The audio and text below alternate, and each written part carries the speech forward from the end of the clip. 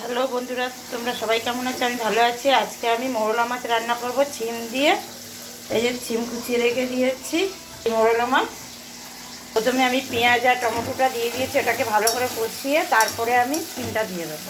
টমেটোটা আর ছিম একসঙ্গে দেবো, সব একটু একটু ভালো করে কষিয়ে নিই, তারপর ছিমটা ছেড়ে দেবো। এবার ছিমটা দিয়ে দেবো, ছিম দিয়ে দিচ্ছি। এবার ছিম দিয়ে লঙ্কা দিয়ে সব কিছু একসঙ্গে ভালো করে কষাবো।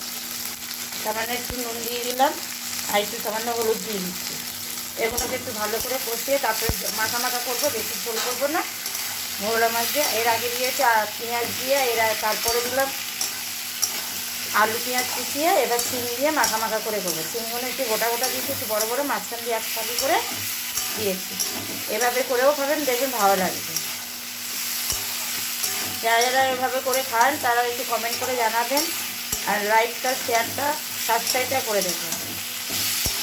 আজকে আমি গ্যাসে রান্না করছি, ছাদে যাইনি। ছাদে পরে গিয়ে মাংসটা রান্না করব। কষানো হয়ে গেছে, মানে একটু জল দিয়ে দিচ্ছি, বেশি জল দেবো না। এবার মাছগুলো ঝোলটা ফুটে গেলে মাছগুলো ছেড়ে দেবো।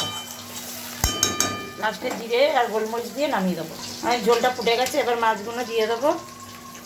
মাছটা দিয়ে দিয়েছি, এবার ঝোলটা এবার দিয়ে এবার ভালো করে ঢাকা দিয়ে রাখবো। ব্যাস, গ্যাসটা কমিয়ে এবার একটু ঢাকা দিয়ে রাখি, ছিমগুলো একটু সিদ্ধ হোক, তারপরে ধনেপাতা আর জিরে গোলমরিচ দিয়ে নামিয়ে দেবো। আমি জিরে গোলমরিচ দিয়ে দিয়েছি, এবার ধনেপাতা দিয়ে নামিয়ে দেবো। হয়ে গেছে আমার মাখা মাখা করে ছিম দিয়ে মোরলা মাছ। এবার নামিয়ে দেবো ধনেপাতা দিয়ে। এবার ধনেপাতা দিয়ে নামিয়ে দিচ্ছি, আমার গাছে ধনেপাতা। এবার আমি একটা থালার মধ্যে নামিয়ে নিচ্ছি। এই যে এই থালার মধ্যে নামিয়ে নিলাম। দেখুন কত সুন্দর কালার এসছে। ভালো থাকবেন, সুস্থ থাকবেন। Tata, bye bye.